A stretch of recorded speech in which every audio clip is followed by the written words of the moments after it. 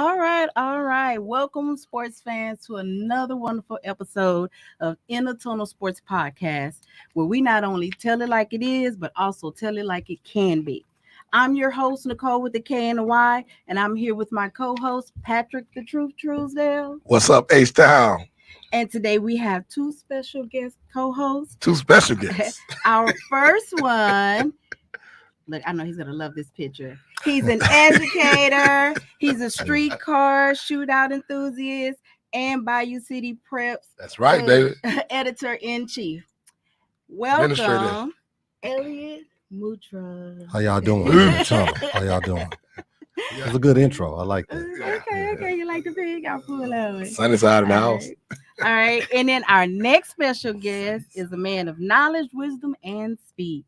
Running back from Mississippi Valley State, 1992 draft, 8th-round pick for the Indianapolis Colts. Inner Tunnel fans, will you join me in welcoming Ronald Humphrey? Humphrey, the Brook. H-Town in the house. My God.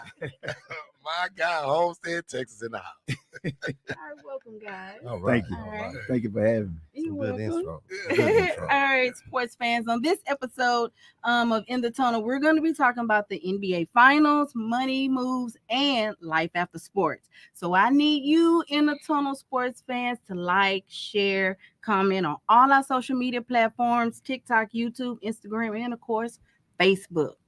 And as you all know, well, I'm going to inform y'all, but I'm sure you know that you got to pay the bills. Okay? Yes, So that's ma'am. what we're going to do first. All right? And this episode is brought to you by Brian E. Overstreet, the Overstreet Law Firm. Facing a legal storm, unsure where to turn? When you want your criminal case dismissed, there's only one name to remember: Brian E. Overstreet, the bow tie lawyer. From minor charges to serious allegations, Brian Overstreet is the answer when the odds seem stacked against you. With 25 years experience and a track record of success, Brian is the defender you need in your corner. Just call the bow tie lawyer at 281-820-4LAW and let the Overstreet Law Firm fiercely defend your rights. Shout out to All B.O. right. Shout out to B.O. The bow tie lawyer. All right, guys. So it's time. All right. And our first session that we have is called Hot Shots. All right. But we do got to do one thing right here. Oh, We do got to show our okay. respect to Jerry West, died this morning. Oh, Today, wow. just found out a couple of hours ago. Former Lakers GM, the one drafted Kobe Bryant, took a gamble on him, and he was one of the best guys in the business. The logo. The logo, yeah. Oh. He's the logo, the NBA logo, yeah, definitely. And he was crazy though, boy, when he started running that office though, boy. Look at that Lakers show. Hula. He was nuts, but he was a businessman. He got the job done. So I just wanted to just give my dollars to his family and him, legend. Like you said, Ellie, he's the logo. Oh, wow. This Yeah. just happened. Well, you just found Yeah. Yeah, today. I saw it on Yahoo this morning. Yeah. Because we normally have an on the horizon. And actually, Yes. last week we had two people that we honored. So I was thinking this year, I don't have to do on the horizon, everything good. But, Yeah. you know, It was about 30 minutes ago I found out. Yeah. live your best life. 86. He was 86. He was 86? Okay, Yeah. well, he lived He his lived life. life. Yeah, he 86. lived his best life. And we got to see a statue when I went to Morgantown in West Virginia. I didn't know he went to West Virginia until I went up there. And he's a legend up there, yeah. University of West Virginia, but yeah. All right, guys. So, we give a moment of silence. And then we'll move on to our hot shots about the NBA Finals. Boston and Mavericks. They play in Dallas. I'm gonna ask you, Elliot. Is the pressure on Irving? Yeah, he need to average 35 if they're gonna win this series. Just his production in these first two games is not going to get them what they need. I mean, if he can't put up those numbers, they'll get swept. I mean, he literally needs to come.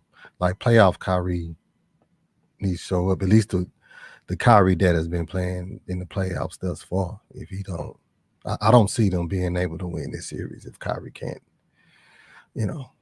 especially in the fourth quarter when he does most of his damage. But the level of defense that they've been playing against him, I don't know what the solution is, but if he don't score 35 or more, like it's gonna be a problem for that one. What you think, Humphrey? with the NBA finals. Yeah. Who's playing? Dallas. I don't- I'm- Dallas and Boston. Dallas and Boston. Yeah. I believe Dallas is. They down to Yeah, they 0. down. See, They Hump down, don't look right? at They basketball. So in my personal opinion, I think it needs to be a sense of urgency.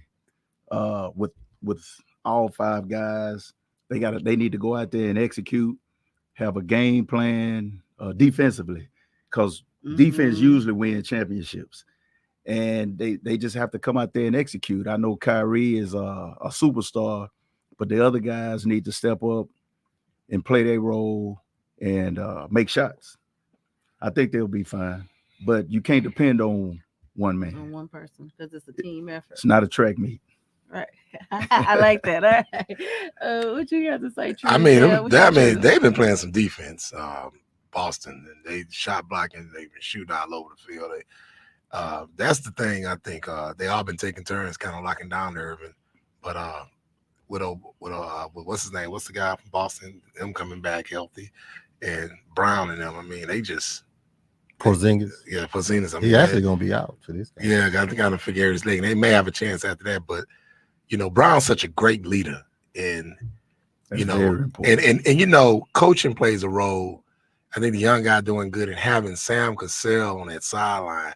Sam been standing up like he's the head coach, and he's been coaching his butt off. And I just can't understand why this man can't get a job, but he's definitely I going to strongly be an agree. impact. Yeah, It's yeah. coming. It's coming. Georgetown And I is didn't want everything. him to have a Lakers job, but Right. if you watch the game tonight, you're gonna see Sam getting up. And that was a good hire from the coach, bringing him in, and he's definitely a big impact than why they doing what they're doing now. And I get credit to their coach. He's doing a great job. You don't think Sam would be a good candidate for the Lakers head coach? Because the organization is it's like Dallas Cowboy organization. Like they want to hire this man, but they wanted to pick their own staff. But of course, we're gonna talk about that. Right. It's drama, man. It's too much drama. Yeah. That girl's starting to be like Jerry Jones. Yeah. So how do you think this game is going to play out tonight? I mean, it could be a sweep. But I got Boston all day. I got Boston all the way, but I wouldn't be surprised if it be a sweep. Yeah, because it's kind of hard to come back from 2-0 Yeah. and just really just they have a chance. and What's name depending being on out? one person, Yeah. right? Well, and so like Humphrey said, like those that starting 5, those guys, they need to get in the rhythm early. And again, in that fourth quarter, man, if Kyrie is not cooking, like it's hard because defensively, Boston has played a very good series against the Mavericks, especially in defending Kyrie. I mean, the frustration that they were able to, or at least that I saw from him in game 1, him not being able to pick his spots, and Kyrie is very creative with the ball in his hand. And for Boston to even take his creativity away, like I say, I don't know what the solution is, but the adjustment needs to be made in this game. And I can tell you part of the solution. They Humphrey, you play sports, you play professional, and when you play against somebody every day and they leave, them and them guys play with Tyree, you know what I'm saying? Absolutely. So they know him how to get to him mentally and Exactly. that plays a role because them boys, all them guys D'ing up, and they just know him mentally, and I think that's part of the pressure because he's supposed to be there with them. Exactly, and being a leader is very, very important, and somebody gonna always try to get into your head psychologically, but you still got to stay paused. You still got to stay, focused and remember the task at hand and go out there and execute.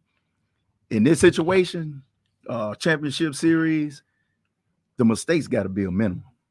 You cannot have a lot of trial. You get that far, you got to play perfect. Absolutely. That's any sport. You almost have to be perfect. Any mistakes it could cost you. Yeah. Because you got 10 guys on the floor that all of them truly are superstars in their own right, earn the right to be there. But anything can change. Those guys for Dallas Mavericks, they're gonna have to really, really step up and be professionals and execute. Yeah, they got to win They gotta tonight. give- They yeah, got to they win have tonight to. to get They that got to. momentum It's to the next game at home. nothing else Yeah. to it. Absolutely. Yeah, it's a must win. So, guys, I want to talk about, as I like to call her, Cece, like Caitlin Clark. She didn't make the roster for Team USA basketball. Oh, okay. Yeah. Yeah, in the Olympics. And so, I was reading a couple of articles and, getting, opinions of what's going on. So, USA basketball decision to omit Caitlin Clark from the Olympic roster was initially met with some shock by fans. They were, oh my God, why not? Wondering why, she's so, prominent and all this, why she didn't make it, and a well-known athlete in the US. And some argue that she's not ready.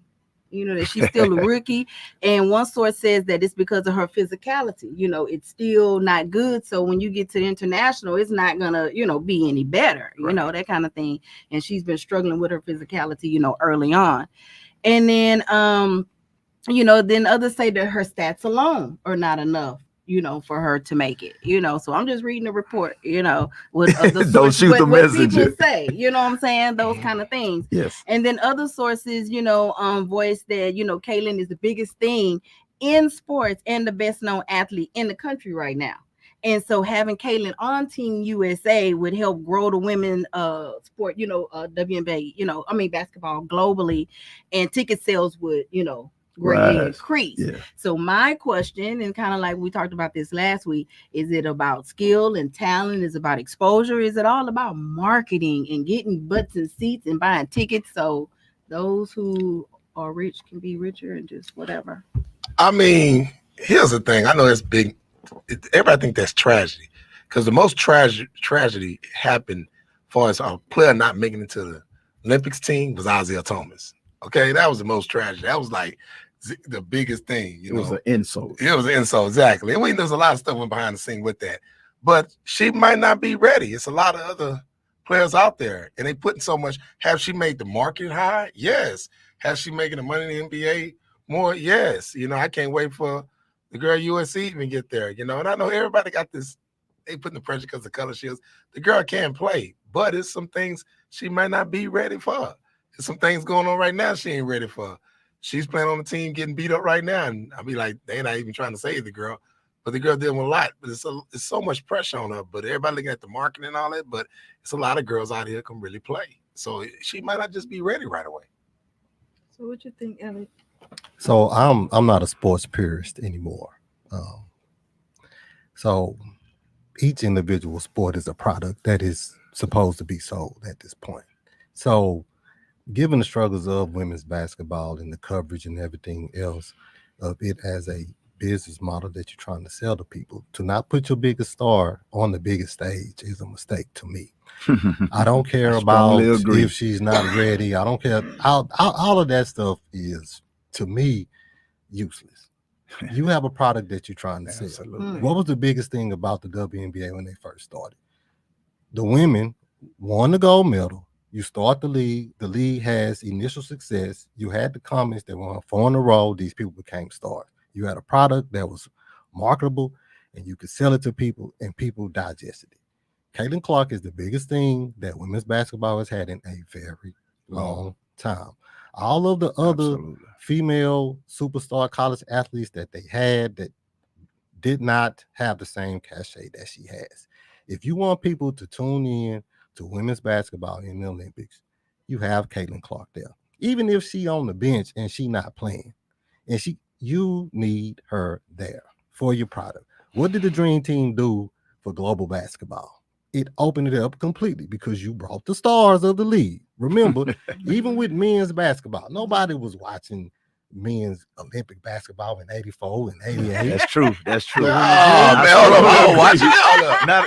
I was watching it. Jordan. It was that 84 team. Come on now. Okay. It was a big deal when they robbed it in social media. You are a Soviet sports Union robbed it. purist. You are a sports purist. Yeah. I am not. Yeah, I'm Right? not either. Humphrey made a comment earlier, even about the NBA Finals. Hey, man, I really not watching because, right, LeBron James is not in the finals, right? Your biggest star in the league is not playing. Yes, Okay, the Michael Jordan effect and what it did to basketball, period. You had a person, right? Even Bird and Magic, you had a protagonist, an antagonist. you had a person who in Michael Jordan who you either you hated him or you loved him, but you was gonna tune in to either watch him succeed or fail. Yes, Oh, LeBron yes, James, yes. LeBron I James. strongly agree. Hey, this guy here is making sense. I love it. I love it. I love it. Listen, I understand, LeBron making sense, but come James- on. You got the new kids on the block. It's time to see this old behind down. Stick it up. Okay. This And man guess right here what? is marking right here. And Okay? guess what? The new kid on the And block. guess that's what? why. I'm mad right now watching because he ain't making Okay. he gonna be back. It's- Shoot. NBA TV ratings are down. Oh man. Whoever who okay, okay. He makes a So good so point, let's too. do this. TNT gave up the NBA rights to pick up college football. Well, I mean, college, that's football. I'm That's the best. That's okay. That's the best football for all There- college. The best NBA show inside the NBA. They letting that go for college football.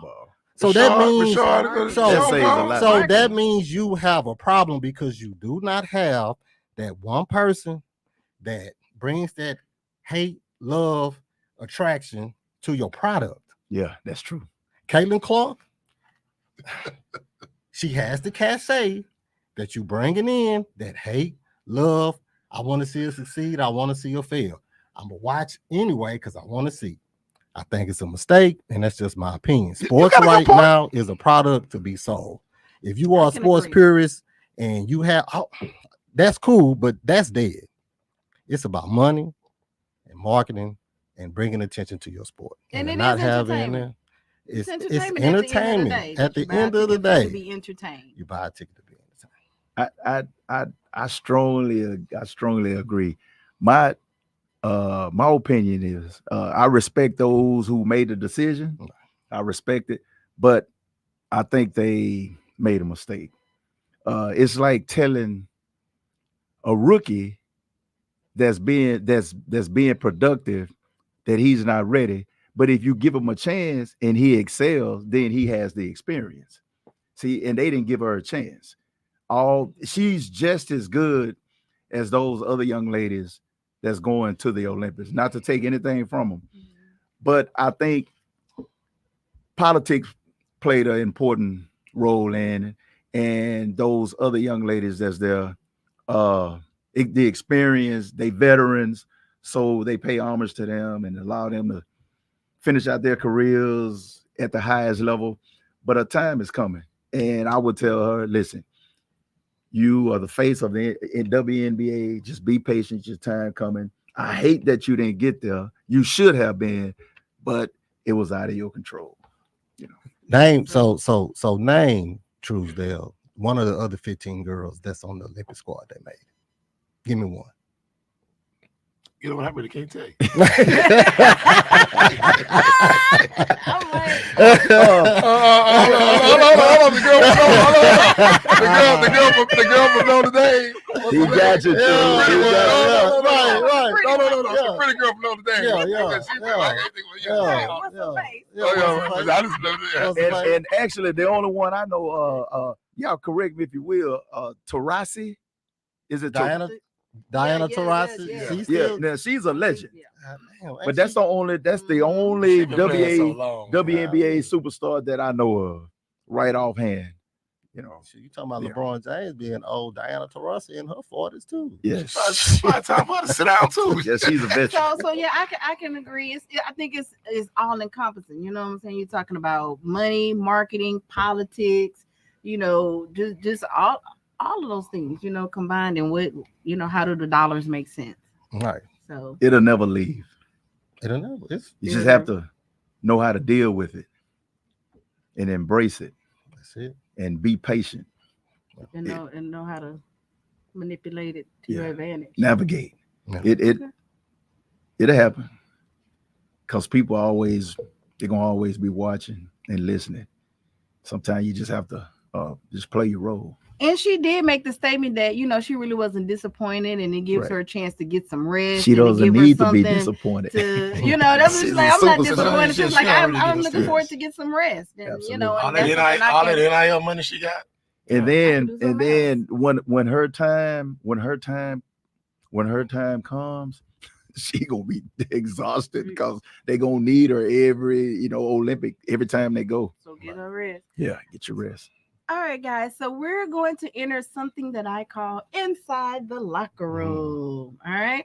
And so inside the locker room is when we're off the court, off the field, or whatever, and just things and that are going on behind the scenes in sports. And so the first one that we're going to talk about is, let me see if I can find his picture. Yes. There he goes. Rudy T. Rudy T.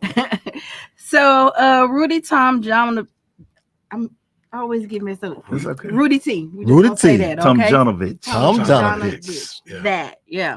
He won the 2024 Chuck Daly Lifetime Achievement Award. And Rudy has coached in the NBA for 22 years with the Houston Rockets and the Los Angeles Lakers. During his 12-year coaching career, he has led his teams, known for his instinctive managerial style and intensity on the bench.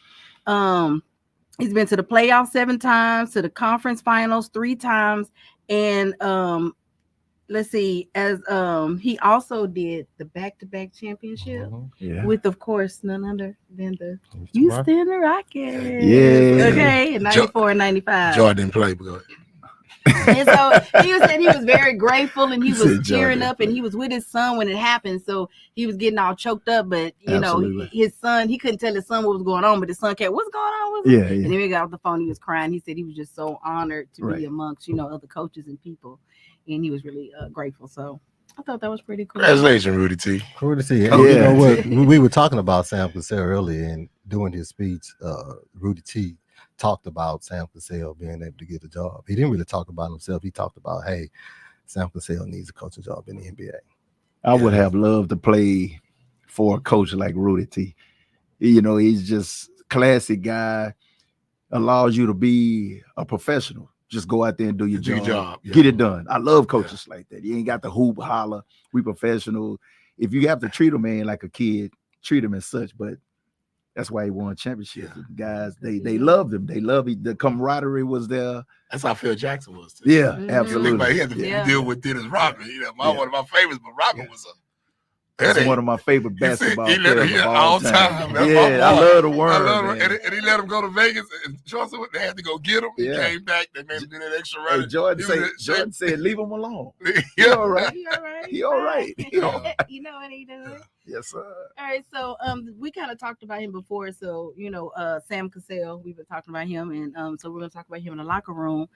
And we know he's with the Celtics, and he has they have a secure spot, in the finals, but not so much, the staff and the team and everything. Sam Cassell, even though he's assistant coach right now for Boston, and I was reading an article that said the Milwaukee Bucks reportedly had expressed interest in Cassell coming aboard, and so they're willing to make Cassell one of the highest paid assistants in the league.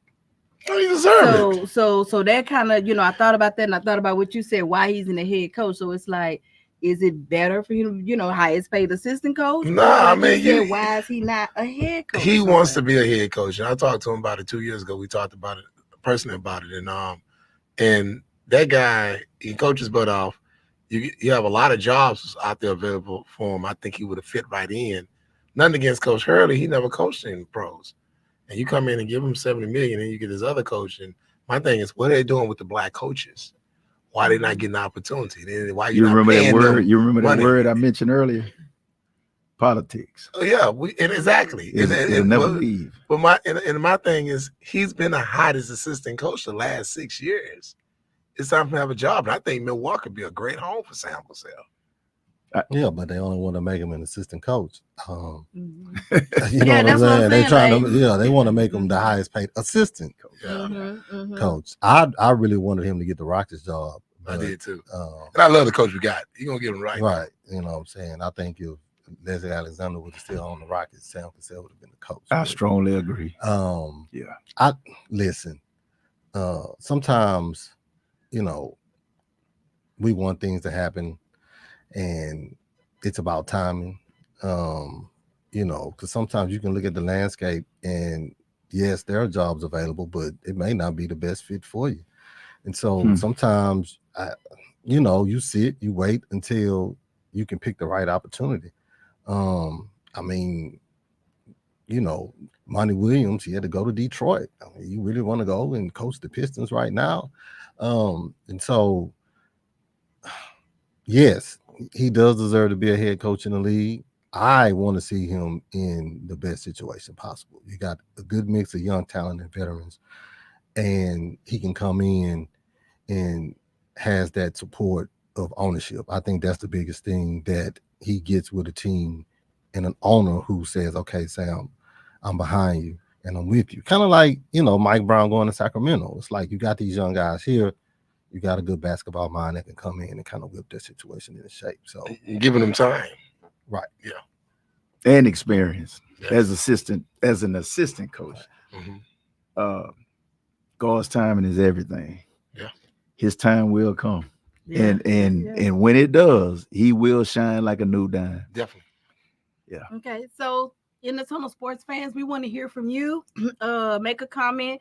Is Sam Cassell ready for, head coach? And if you think so, I mean, what team? Lakers, Milwaukee, I think he's ready. I think Absolutely. He's ready. Smart IQ. But Doc's still in Milwaukee, right? But undoubtedly somebody in the No. system don't. It's the system. That's why I said that. Somebody in the system don't. Which, Sam was in Milwaukee previously. Yeah. So, All right, guys. So I'm gonna do a little coin flip for a little bit and talk about the NFL. And the Steelers signed Coach Mike Tomlin to a 3-year extension with the Pittsburgh Steelers.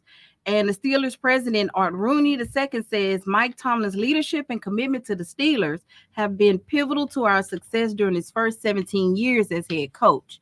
Extending his contract for 3 more years reflects our confidence in his ability to guide the team back to winning playoff games and championships while continuing our traditional success. Mike Tomlin is appreciative and focused on the Steelers getting back to where they belong, winning the franchise's seventh Lombardi trophy.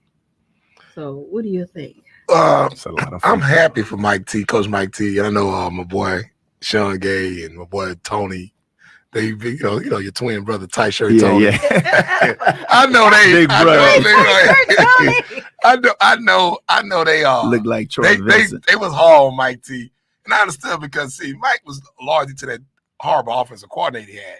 And that's what's been killing them. And he deserves, he's a player's coach. One thing I love about the Steelers, they don't fire their coaches, but this Not is a at good all. year for them. They got a quarterback, two starting quarterbacks on the roster. That's important, Hump, having 2 starting quarterbacks, on your team, Yes, sir. your backup being the starter too. But I'm happy for them, and I think they're gonna really do some big things this year. AFC is gonna be a monster. You got to come out the AFC. I know they got a tough schedule. They got the team. Now they got a quarterback. So all is coming in right, like you said earlier about the timing. Them getting a quarterback, them getting a real good OC, and then him getting his extension. He deserves it. So I'm happy for Mike T. I applaud them for that. And ain't too many brothers coach that long as a head coach in the NFL. Man, much love and respect to the Steelers organization. Yes. Wow. To see a minority last that long as a head coach, because usually if there aren't any W's, they usually just being facetious gone in 10 days. It's sad, but that's how quick the turnover is sometimes for a black head coach, if he's not winning. But to see that the Steelers allow Coach Tomlin, which he's fierce and has great tenacity and he wants to win, but sometimes your back is against the wall when you don't have the personnel and you at that rebuilding stage and you got young rookies coming in that still has to learn their assignments, become acclimated to the system. It's a difficult challenge, and you can't blame it always on the coach. The organization becomes a team effort with everybody. They got to make good decisions. They got to be patient. Everybody wants to win, but their time will come again. And like I said, I respect the Steelers organization for giving them a contract extension. Right, that'll take them, in the 20 years. Yeah. If he fulfills that contract. Yeah. I think if you look at the organization, they've always planned with a long-term vision. You know, so it's never been short-term fixes. It's always been them investing in the long term. So it's good to see that they've given him 20 years. All right. All Absolutely. right, know you're doing something right. Must be doing something right. Yeah. Isn't that a country song? I think so. Yeah. No, you're doing something You right. must be doing something right. Yeah, okay. So now we're gonna move to our game changer. And I didn't have the time to post a picture, but because I found out about it, I was trying to figure out like who can be our game changer, and that's somebody who's innovative in the sports and have done something Yes, ma'am. maybe extraordinary. Right. And so thanks to my brother Byron, happy birthday. He sent me an article about Jaylen Brown. And so, Jaylen Brown, he was Mr. Georgia basketball, and he graduated top 10 in his class. And he chose Cal instead of like Kentucky or Kansas. And then when he got to college, he enrolled in a master's level course in the school's cultural studies of sports and education program. Okay, while he was still playing, and he ended up winning the Pac-12 his freshman year. All right. Then he also made the varsity chess team at college. Wow. He learned multiple languages like Spanish and Arabic.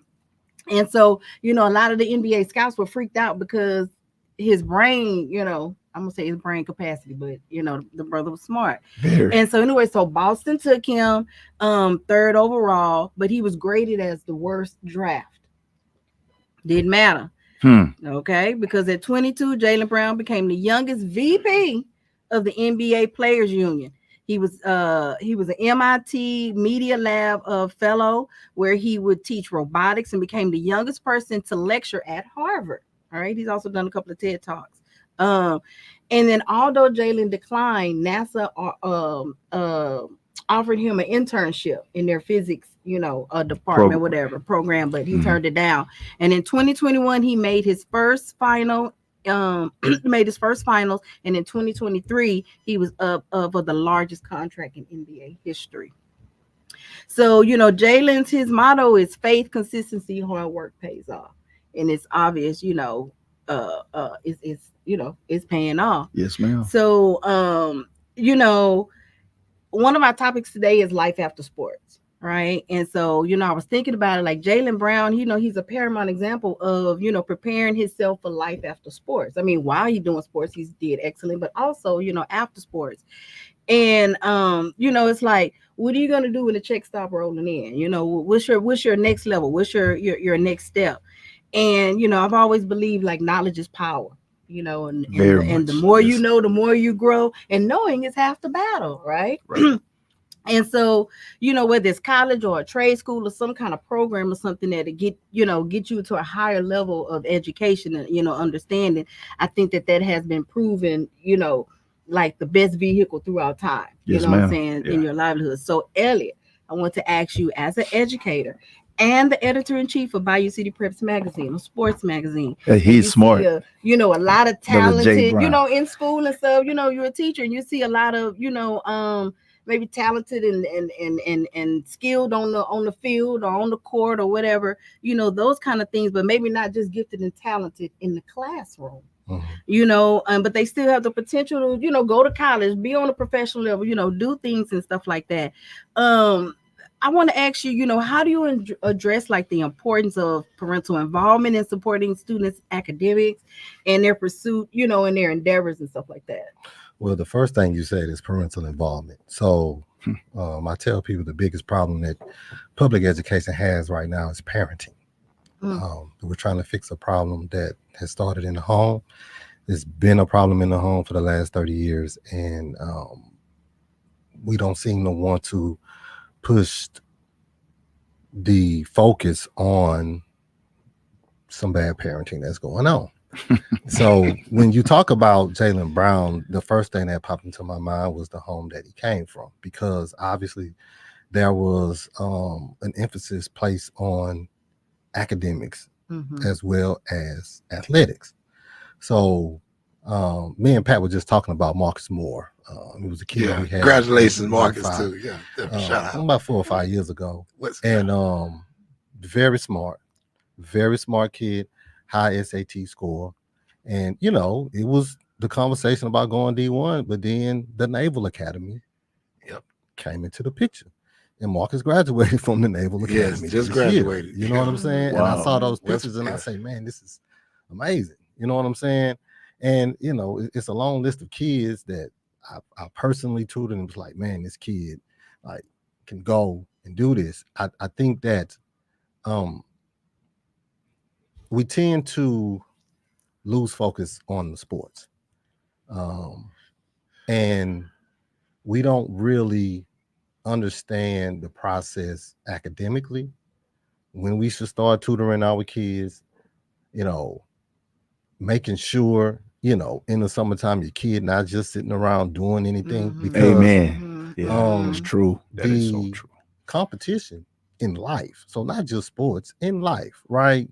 How are you going to separate yourself from Mhm. the people that you are competing with? And one of those things is academically. Now, I'm not saying you need to be able to solve a differential equation, but I'm saying you do need to be able to put yourself in a position that if this doesn't work out, I can pivot to this.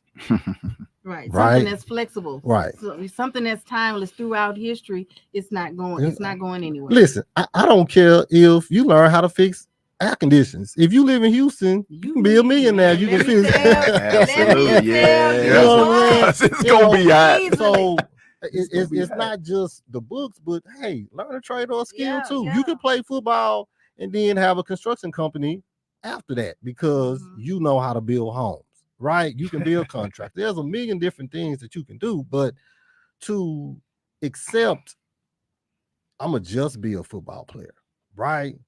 A lot of different athletes they had the conversation. I just want to play football and all. It's like Not good.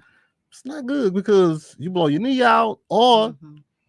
you just don't make it, right? We have a lot of kids get to Alabama, you get to Texas, you get to LSU, and you don't have a work ethic. I'll just say that, right? And somebody else is hungrier than you, and you kind of just there. And like Pat say, hey man, network, talk to these kids. These kids, the kids that don't play sports, that have the parents that are boosters in the program that can align you with different types of things. Like there's there's too much knowledge and information out there today, right, for kids to just be athletes. But you know the crazy thing too, Elliot, is It's true. you got these guys just want to play football and they get to the NFL and Hump, you can relate to this, and they making good money and just want to play football. Don't know what they're gonna do after sports. And some of them had bad money management, you know. And that's Ellie, you made a great point, man. You're a smart guy. And so did you, Drew. That when you don't have parental guidance, Yeah, Mhm. yeah, Mhm. it can can truly, hurt you. truly hurt you. that's right. I didn't have it. Right. And you have to educate your kids while they are young athletes and teach them about how to manage money, how to Right. save money, how to keep the credit good. Right. And there's nothing wrong with that. Unfortunately, sometimes when you have agents, the agents are experienced, but with money, people can also turn evil. Right. It's just Yeah, life. yeah. So I would tell any young athlete, it's okay to have somebody that's a financial advisor, but just allow them to give you advice and don't have control over your Making money. decisions. Yes, Mhm. and teach you about Mhm. money management without them having it having Mhm, control mhm. over it. But Hump, I'm gonna ask you this, Financial literacy. because like what exactly you said the right word there. But like Elliot said though, you have so much resource. Y'all didn't have that much resource back in the days We did. to teach y'all that. And, We did. And We if did. you was come up at this time following the same shoes you had, if you was the age today, the mistakes you made, you couldn't see you making them again, making them and coming up at this time Absolutely with all the not. research. Yeah, I strongly agree with you. Unless you were narrow-minded and didn't listen. Yeah, you have a lot of that stuff. Now that would hurt you. Yeah. Because sometimes money can make you arrogant and cocky, It and can change. you think you know everything, and you end up coming to a dead end and realize, like, I should have listened, man. Yeah. I should have listened. Yeah. And I think it's going to get worse now that they're paying college athletes, because now you're giving them money. I to strongly consume. agree. I Mm. said the and, same that, thing. and that's why I it's so said the same important. thing. I tell all the financial advisors, you down got to be in the house with these kids with the coaches now. You know, any smart parent have a financial advisor in there, and I think kids gonna have to start taking them. We should have been doing it, but I think they're gonna have to even go to these parents. Smart parents gonna go to these districts, put our kids in financial classes, because like you said, with the NIL stuff going on, like if you play quarterback, you getting paid. If you top quarterback absolutely in the country, Yeah. you come out house. And I would say also, like, when your kid is making that kind of money at a young age, hold them accountable for their actions, because oftentimes when kids are just in general making great money, people have the tendency to turn have a blind eye towards the circumstances, the mistakes that they making, and they feel like they're not going to be a part of their kids' success, and like there's nothing going the kid may cut them loose or cut them off, and not do things for them, but hold them accountable, let them know about their mistakes, let them know they're wrong, so it can mold character, it can help them in the long run. But see, crazy thing is, I know a lot of kids had to put their parents in the back seat because they wouldn't learn. A lot of the parents don't be knowing. They are financial literacy too. Oh no, I mean, that's that. It makes me think of what was the receiver? Thinking with the Oklahoma Ryan Broyles. Yeah, Broyles. Yeah, and when he got to NFL, he was living off like $65,000 a year. Yeah, you know what I'm saying? Because he knew, like, smart man, this money not here forever. Yeah. And if I can minimize my life while I'm playing, then it'll maximize my life when I retire. Because you don't know, when that day right in. And my teammate, the guy I played with, may rest in peace, Rodney Covert, went to the University of Notre Dame, died in a Value jet crash. Wow. He was Eddie Robinson mom was supposed to be on that plane, Florida Everglades in 1996. But in reference to what Elliot was saying, he lived like that as well. Like, he didn't live off of a full game check. He didn't. He managed his money very, very well. I think Freeney, I think he didn't even spend it. He used his endorsement deals. He didn't spend his game checks. So that's very smart. Yeah. All right, so today, guys, we will be interviewing our special co-host, Mr. Ronald Humphrey. Let me flip the other picture. Wow. There it is. That's the picture right there, baby. That's Carol. That's Carol. Hey, put that helmet on. It still look the same now. The reason why I'm looking like that, I got knocked unconscious in the playoffs. And I was upset, man. And I fumbled. And the ball landed on the 10 and it didn't move. I knew I was in trouble. They said when I drop the ball, usually it's oval shaped, so it's gonna wobble. They said the ball just. They said they knew I was. Yeah. So before we get into the interview, I want to say it is a pleasure to have you. Yes, We've ma'am. been trying to get you in the seat since when we first started way back in 2021. Yes, ma'am. Didn't have time, all these different things. But as we kind of said, nothing happened before its time. And guess what? We got time today. Yes, ma'am. All right. So, chilling with some smart people up here, man. Very intelligent people. I love it. Okay. Yeah.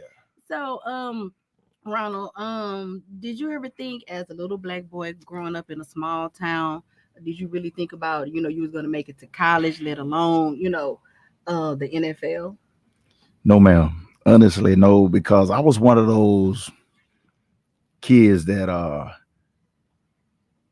like doing everything. I didn't know what I wanted to be. I wanted to be a comedian. I wanted to be a martial artist. I wanted to box. I wanted to do gymnastics. God had blessed me with a lot of talents. And no, I didn't know. Right. Man, but I'm gonna tell you, coming from people from Marlin, y'all moved to Houston. Yeah. How old were you? 8. Yeah. I was 8. So, hey, tell me the experience when you was a kid running the Jesse Owens summer track, and it was you, Hamp. Who was out on that relay? Y'all. It was me, Rodney Hampton, Rory Ellis, guy went to high school with, and Mark Adams, who went to high school with Rodney Hampton, Cashmere. Right. and they were little league football players. I didn't play little league football. I was too scary. So Rory Ellis' dad, may rest in peace, who passed away maybe last week. Wow. He approached me and asked me, did I want to run track? My mom was like, take him out there. That's where he going. And we ended up forming a relay 4x1, and I was scratch leg. Hampton was second leg, and Mark Adams was third, and Rory was fourth. We ended up setting a record. We ran a 51:03, and ended up making it to Jet magazine, and we was 11 years old, and I ran 12, 13, 14 years old. Wow. Yeah, so that was a great experience, man. And being in a jet. Yeah. How was about a week in that jet? I knew it was coming. I knew it was coming. Yeah, you know, True was there. That's my boy. I love it. But man, it was a great experience.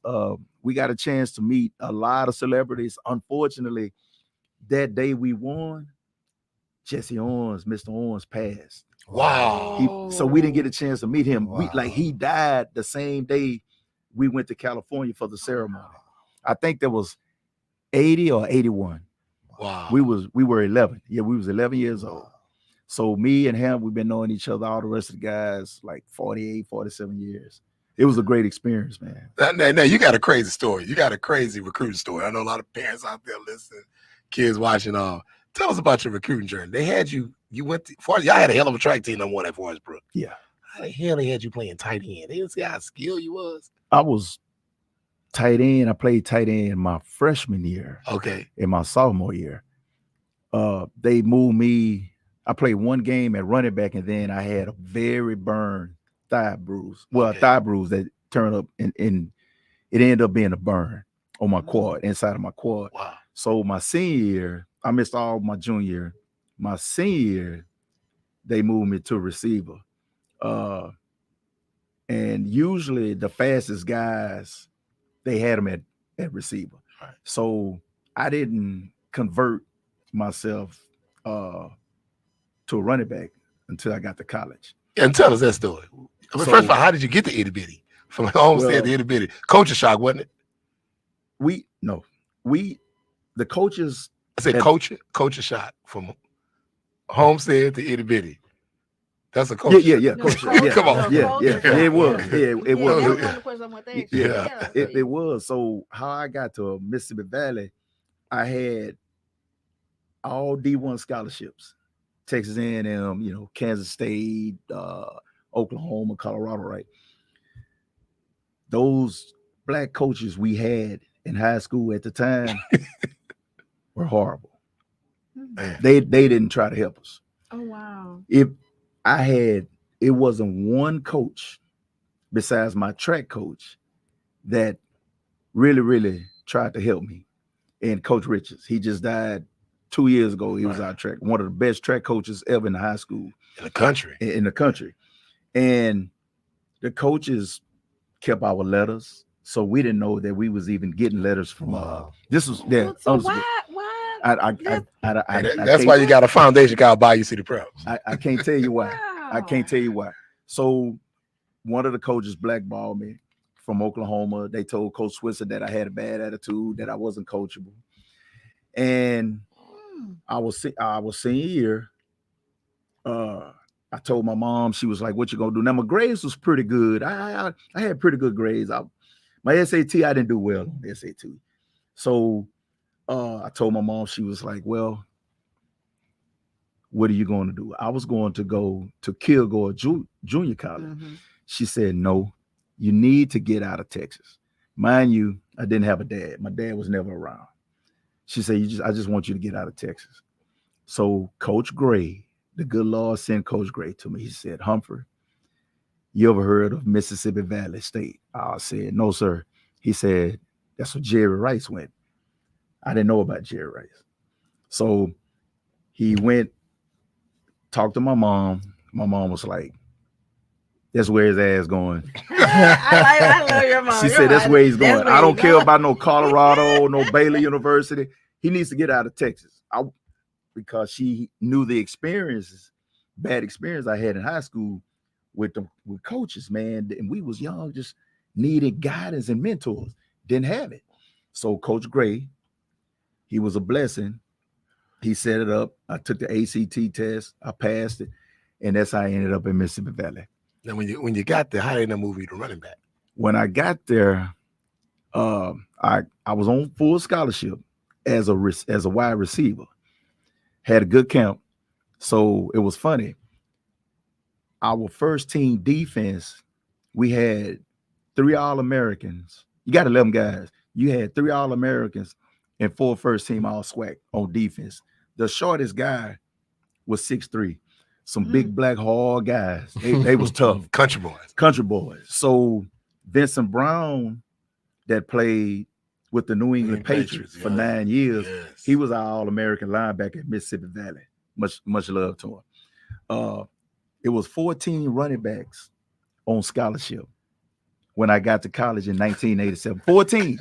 It was like that back then. All those guys were intimidated and scared to run against the first team defense. So Coach Kersey was the defense coordinator, and you can imagine what he was saying. You scary, so-and-so, y'all on full scholarship. I need a running back that's going to give me a good picture. So I volunteered. I said, Coach, I'll play running back. Mind you, I had just ran like a 4.37. So I was the fastest guy on the team at that time. So everybody looked like, man, he is fast, Coach. Give him a chance. So they put me back there on scout team as a running back just to get a defense a good look. Right. And I end up running through the first team defense like untouched. And they stopped the practice and said, Coach, there go your running back right there for the next 3 to 4 years. Yeah. Ronald Humphrey, that's your running back. And he said, if you don't give him a chance, I quit. I will go find another coaching job. There go your guy. And first time starting, I end up, 1988, I got red shirt in 87. I ended up 1988 freshman of the year. I beat out Steve McNair and Mike Strahan. So I played against those 2 guys, and I was All-American. And from then on, my career, it was flawless. It seemed like the good Lord just, when I got to Valley, just made a way. Like football was so easy. I was recruited by Dwight Clark, and he said, man, I can only imagine if you went to a D1 university, like you running the ball like this at a small D1 school with undersized linemen. So it ended up working out. And I ended up getting drafted. You got a little homesick and one time your mama told you you're going to take your butt back up there? Yeah. Hey, man, I got homesick. So my freshman year, which was 87, it'll be in Mississippi. The mosquitoes bigger than us. Like, oh my God, you got one store, Skytane on 82, Greenville, 44 miles. Greenwood was 10 miles, but we 680 some miles without a vehicle. So it was you needed it. Yeah, so it was a liquor store? Yeah, no, it was like a little convenience store. With liquor now? Yeah. Well, because Alcorn, you had to go 30 miles? Yeah, absolutely. So, man, I called my mom. I was like, Mama, I can't do this. I can't do this. I can't stay over here. It's boring. My mom told me. She said, well, if you come home, where you gonna stay? Oops. She said it just like this. She said, you're too big, you're too black, and you're too greedy. She said, I can't afford you. Make something out yourself. She said, you seen what we went through with your dad, me, you, and your sister. Got to make it work. And you're going to make it work. I was pissed off. I said, I love you. She said, I love you too. She said, now take your ass out there and make something out yourself. And that's what I did. Rest is history. And she hung up the phone. You got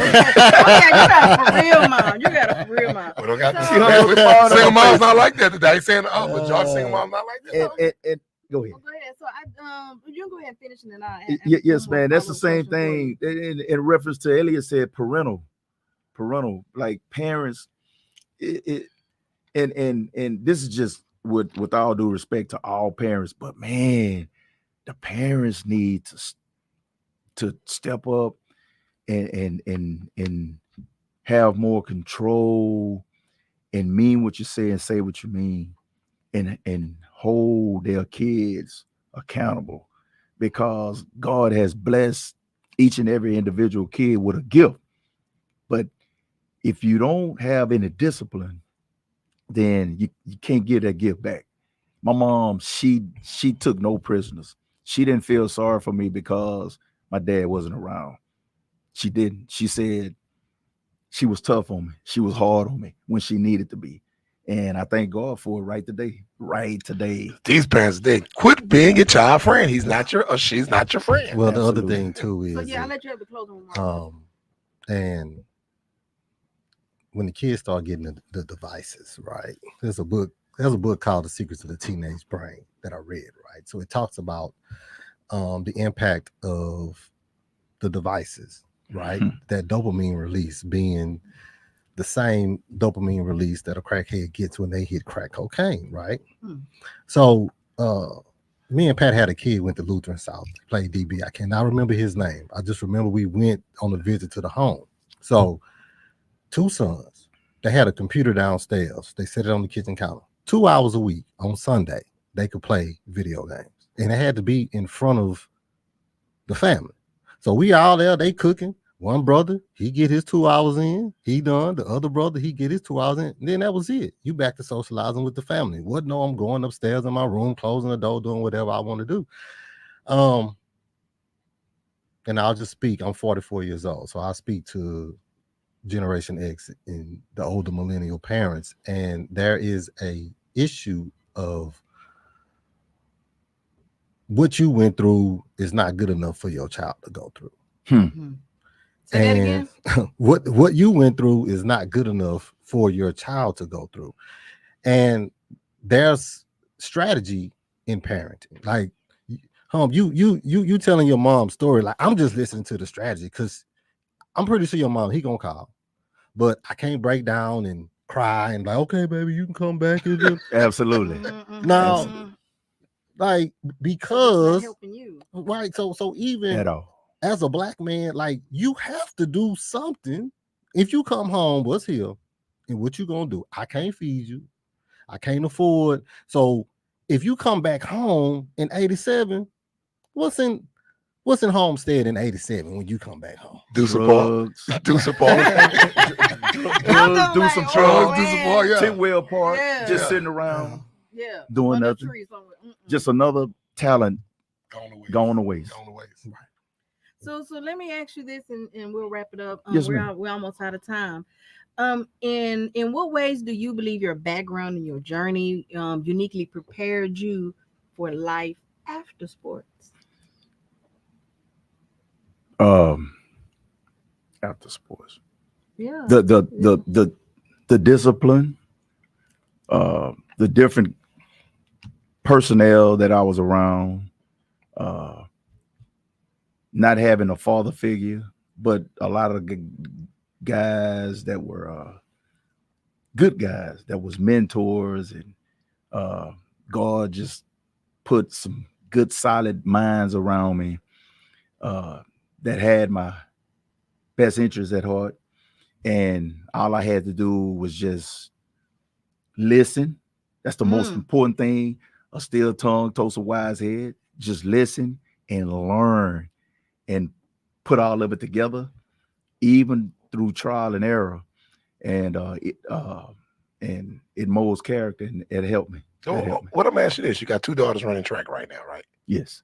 And they good athletes, got a lot of your juice. Yeah. What advice you've been giving them, and what do you think about their future? What do you do to motivate them? That's a good question, man.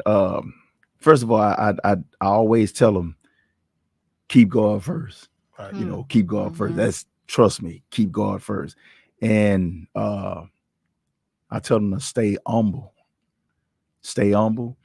and it's not about you. Whatever you're doing, it's not about you. It's about the team. And when you do your job, you automatically shine individually.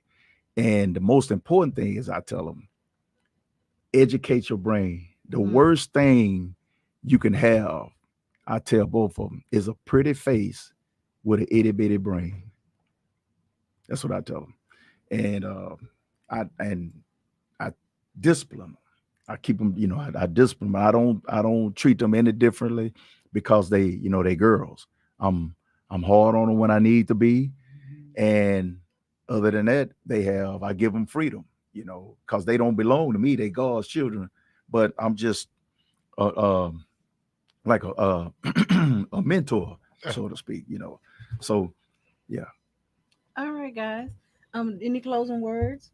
We're almost out of time. Can't do well. Yeah, we're almost. Well, out we of got to talk time. about why people got to quit fighting in the airport and everything. Okay, look, I can give you 3 minutes. So, with the truth tunnel with Truesdale.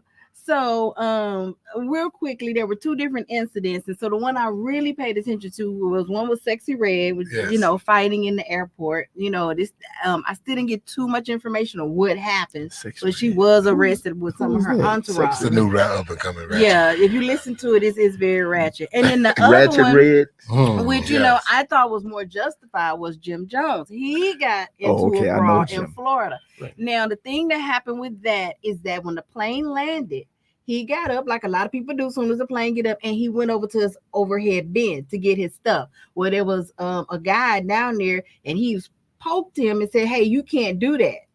And so they kind of, hey, don't be poking me, kind of back and forth. That's assault. Yeah. Kind of thing. So he went on, got his back, and then he, so because they were arguing, when they actually got off the plane, they had security. Well, Jim Jones said, "I don't want to press. I don't want just let me go." So he walking to go get his baggage, minding his business, and the man follows him.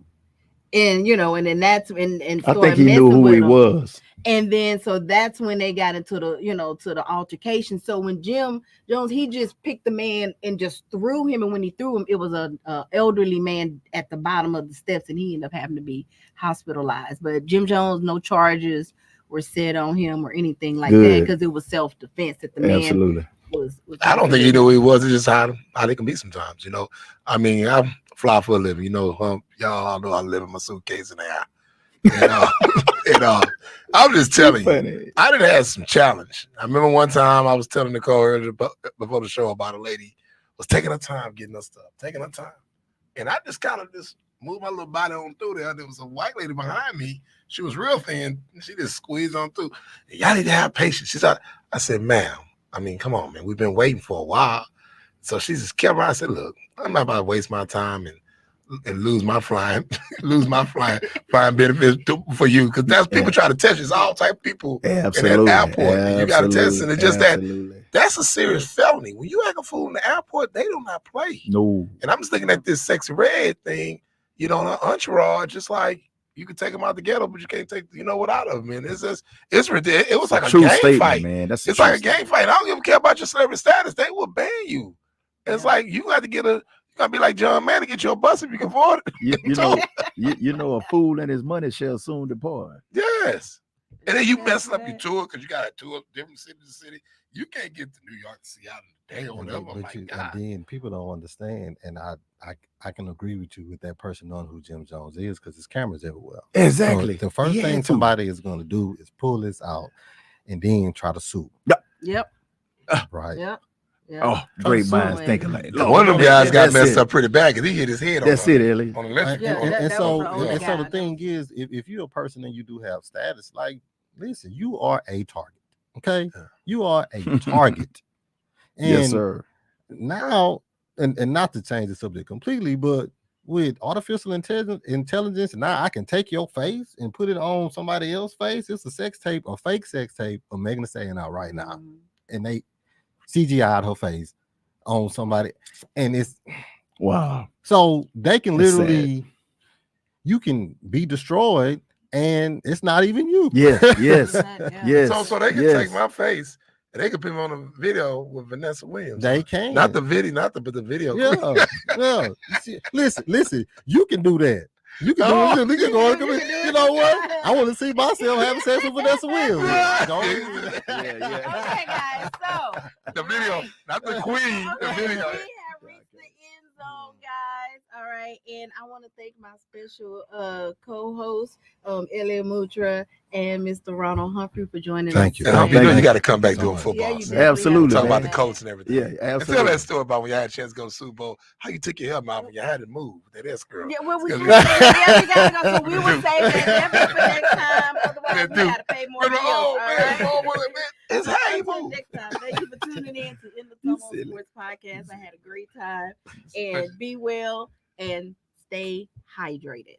Clark, what's happening? Off site.